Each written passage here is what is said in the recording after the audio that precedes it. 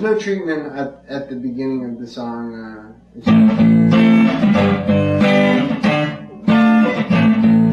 So recording-wise, that's just a 57 and my Marshalls and on the bass pickup of the guitar and stuff.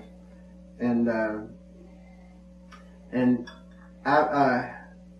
after 4 lines of the vocal, I go into this guitar part.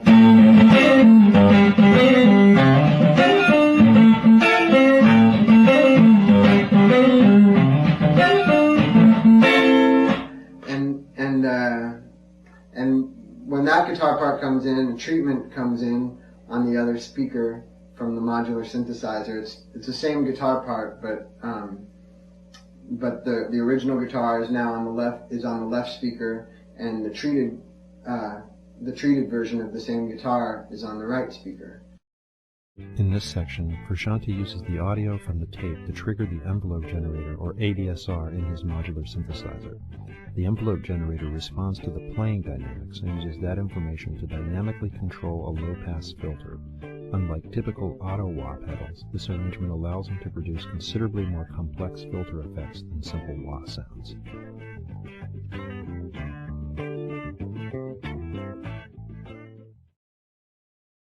And then the treatment goes away, and you're back to just the regular rhythm guitar.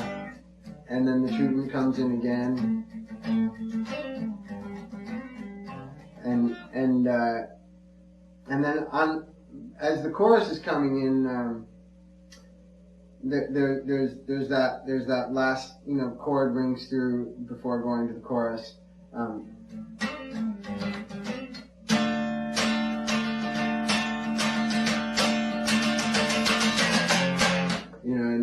And so while that chord is ringing out, I took my mellotron on a string sound, and I play a pretty big chord on it. As I seem to recall, it had a few dissonant notes and stuff, or just a few close notes, maybe some whole tones and stuff.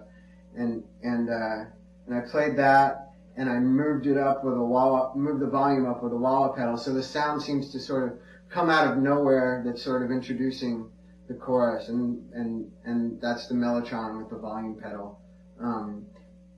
It just plays one chord, so it's not even there long enough for anybody to really recognize, that there's anything going on. But it's what makes it feel like something really big is about to happen before the chorus starts. And then I step on my turbo distortion pedal, and and that guitar is doubled. There's the original on the left, and then there's the double of it on the right, which is, there's billions of albums do doubling like that, but I was particularly inspired by like Master of Reality by Black Sabbath, where you just get the thickest guitar sound by just doubling yourself on the other speaker.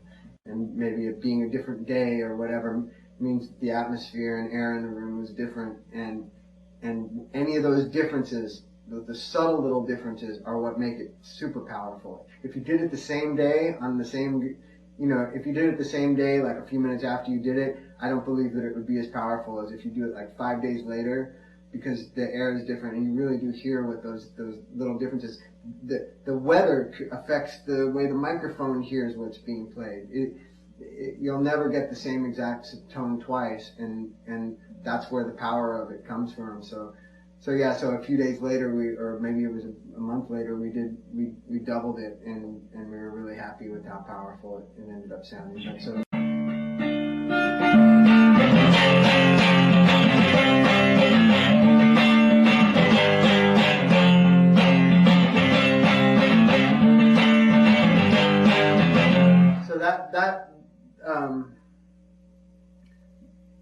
That chorus is just, it's just straight, just those two guitars doubling each other.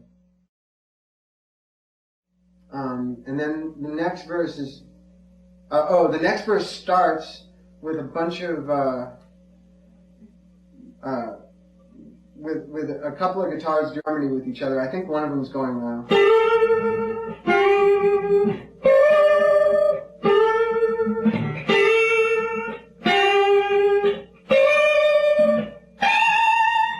and there's that one, and there's another one doing a harmony to it, and they both got fuzz on them,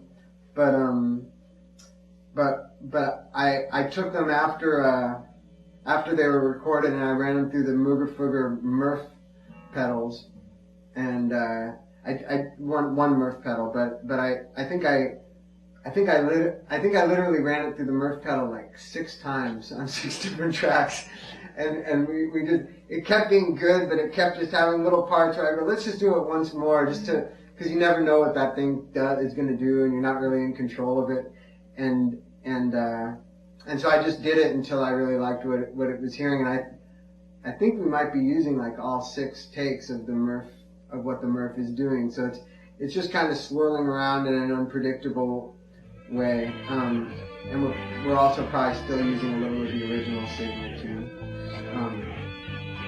and then it's back to the same thing. You have part of your verse with just the rhythm guitar alone, then you have the rhythm guitar with the treatment on the fancy part, and then the same thing again. The mellotron builds up going into the chorus, and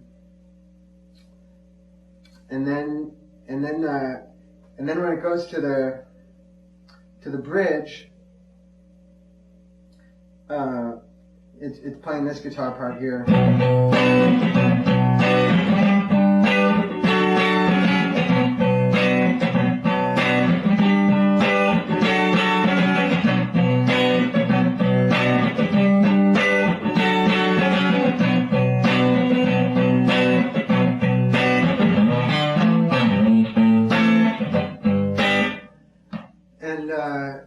That rhythm guitar is being treated by the modular synthesizer with an LFO controlling a high pass filter. So it's just kind of going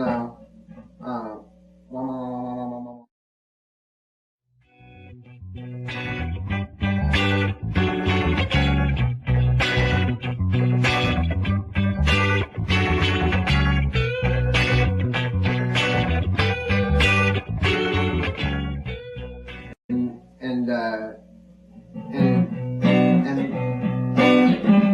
I think there's a little mellotron comes into a little bit of that string sound comes in there.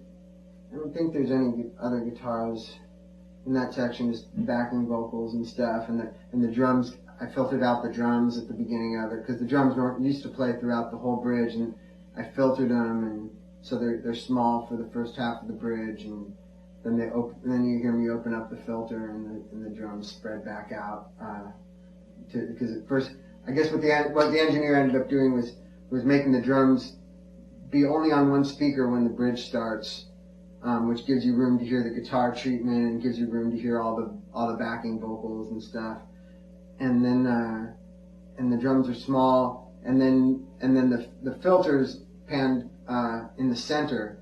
So halfway through the bridge, you hear me open up the filter on the drums, and the drums seem to sort of get bigger and pan out across the full stereo spectrum at that moment halfway through the bridge, and then right after this riff, right after that riff, the filter, the LFO filtered sound goes away, and you're back to the straight rhythm guitar.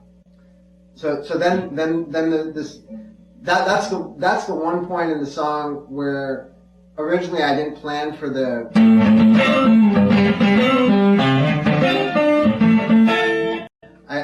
I didn't plan for that part to be in the third verse, but so I had played this rhythm guitar straight through originally, and I realized while we were in the studio that it needed it.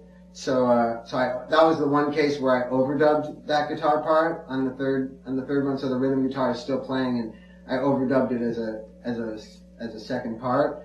And so you'll notice like the treatment on that one and everything, it sounds different than it does in the first verse and the second verse because it's a different day. It's like an afterthought. In my opinion, it's such subtleties that go into a treatment like that, you just can't repeat it twice. Like I tried, but I couldn't get exactly. It was missing something. So I don't think the third verse one's as good as the first two verses, but it's still fine. Has its own thing to it. And then a bunch of guitars come in harmony, which that's something I figured out in the studio. I don't even know what I played. The chords there are this. I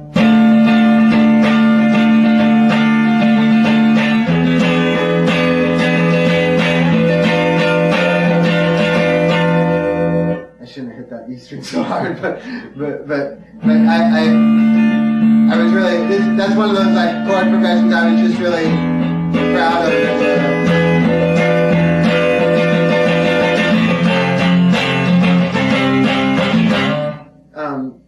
I like this chord with the E in the bass. You know,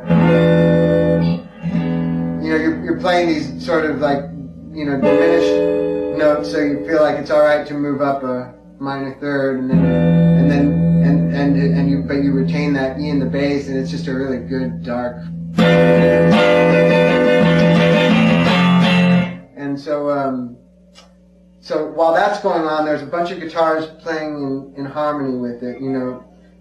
I guess like 3 different guitars.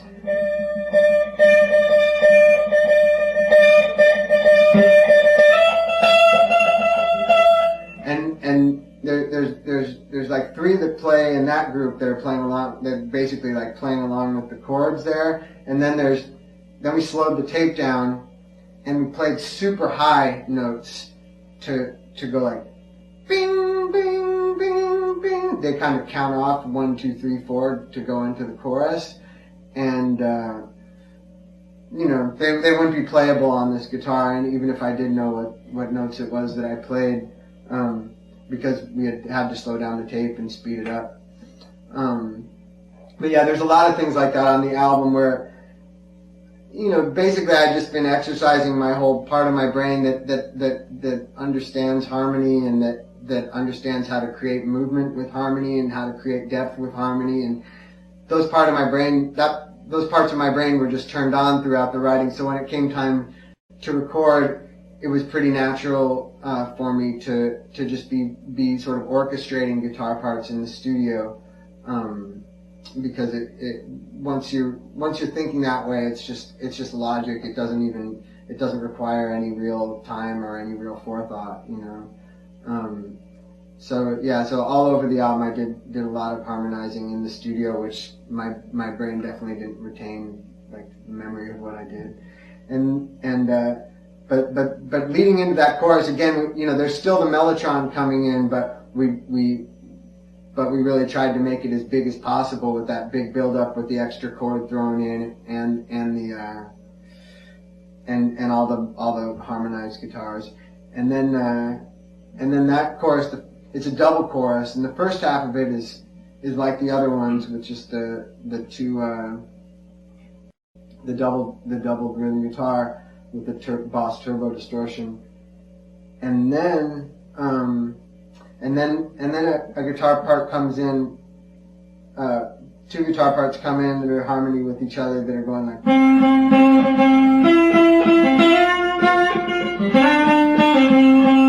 They sound funny right now because it sounds like this is the root, but really it's.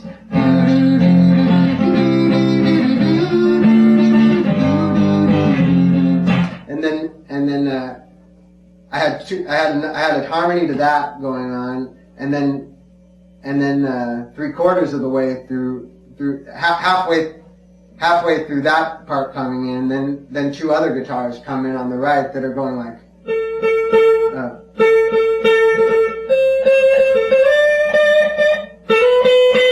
And that probably either that part or something like it, and a harmony to that come in on the right. So you've got a full like kind of clean harmony, separate groups of harmonies going on, one in the left speaker and one in the right speaker.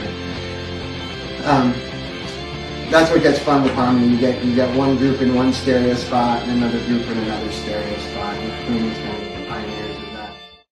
And then we. Eddie Kramer came over, Jimi Hendrix's engineer, and showed us how to how they did tape phasing back in Jimmy's day, and originally Ryan and I we phased Anthony's vocal on the whole song of Dani California, but we ended up not using the mix that Ryan and I had done that on, and so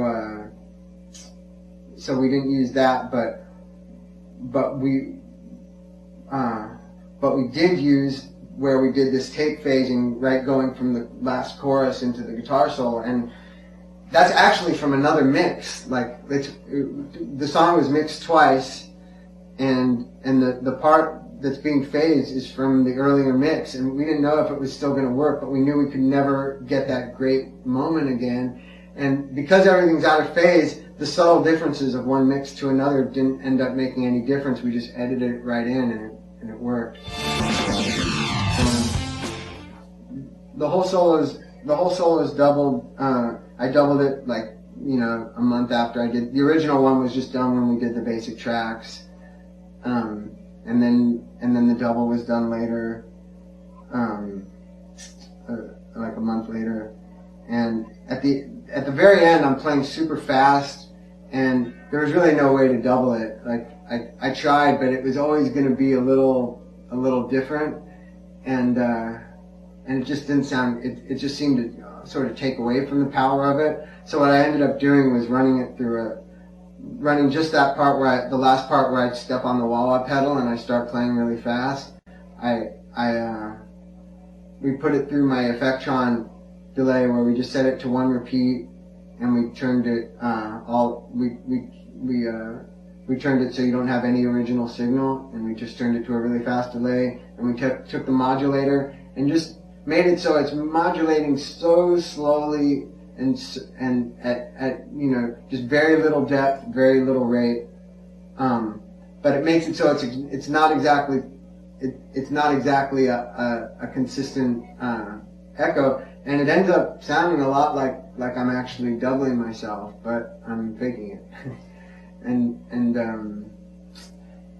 it makes me sound like a genius who can double his own extremely fast playing. Which some things I can. Something like that I could come close, but it starts to depend so much on chance when it comes to something like that. So that I think that covers everything in that song. Yeah.